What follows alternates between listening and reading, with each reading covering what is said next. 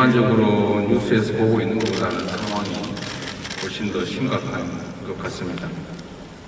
앞으로 닥쳐올 경제 한파가 민생의 고통이 지금보다 훨씬 더 나쁠 것이라고 하는 예상 현장에서 겪어보니까 정말로 이게 상황이 녹록지 않다는 생각이 듭니다. 물가, 환율, 또 이자, 이 하늘 높은 줄 모르고 오르고 있고, 또 여기다 투자와 소비의 침체까지 이제 겹치면서 앞으로 아마 경제 상황이 매우 악화될 것으로 일반적으로 예측이 됩니다. 특히 이 경제의 혈관이라고 할 수 있는 금융시장, 특히 기업의 자금시장이 아주 꽁꽁 얼어붙고 있습니다.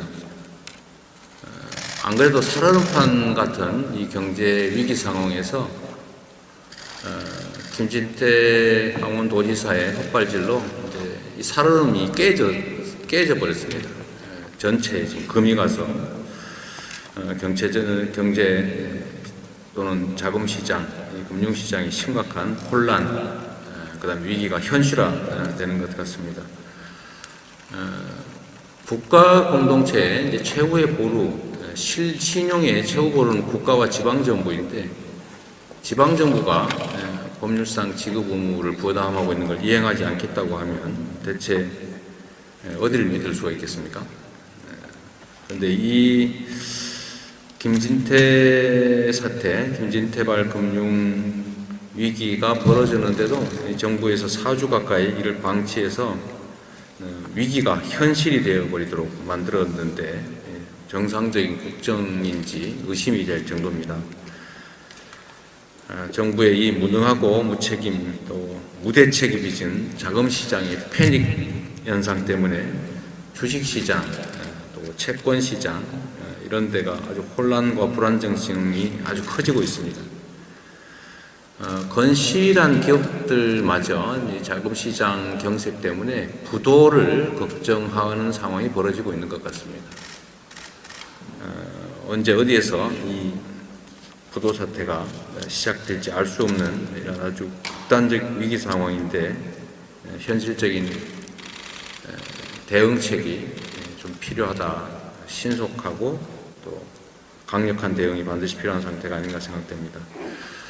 보통 경제에서 리스크 얘기를 많이 하는데 이 리스크를 완화 또는 해소하는 게 정부의 역할인데 지금은 어쩌면 정부가 리스크의 핵이 되어버리지 않았나 그런 생각이 듭니다. 지금 이게 정확한지 모르겠는데 앞으로 기업들의 자금난이 점점 더 심각해질 것은 일반적으로 예상이 됩니다만 이 금융권 PF 대출 잔액이 이제 6월 기준으로 112조 원, 또 이번에 문제가 된 유동화증권까지 합치면 150조 원을 넘는다고 합니다. 내년 상반기까지 만기가 돌아올 회사채가 70조 원 가깝다는데 시장 안정을 위해서 정부가 총력을 기울여야 될 때라는 생각이 듭니다.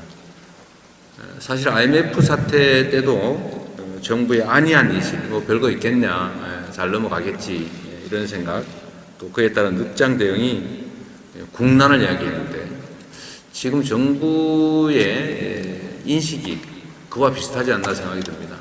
큰 문제 없다. 한때 우리가 많이 들었던 펀더멘털은 이상 없다. 이 얘기가 다시 또 회자되는 것 같아서 매우 걱정된다는 말씀 드립니다.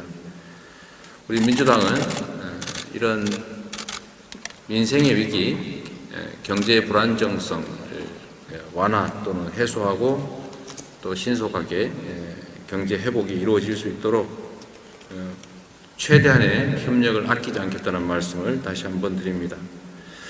특히 주식시장이 계속 위기를 겪고 있는데 이 전부터 얘기했던 이 공매도 한시적 제한 이런 조치들을 얼마든지 할 수도 있고 증권안정펀드도 활용할 만한 상황인데 시장이 알아서 하겠지라는 이런 태도를 정부가 보이니까 시장의 신뢰도 점점 떨어지고 위기와 불안감도 점점 커진다는 생각이 듭니다. 할 수 있는 일을 할 수 있을 때 미리미리 해야 비로소 우리가 위기에 대응하고 극복할 수 있다는 말씀을 드리고 정부의 각성을 촉구합니다. 네, 고맙습니다.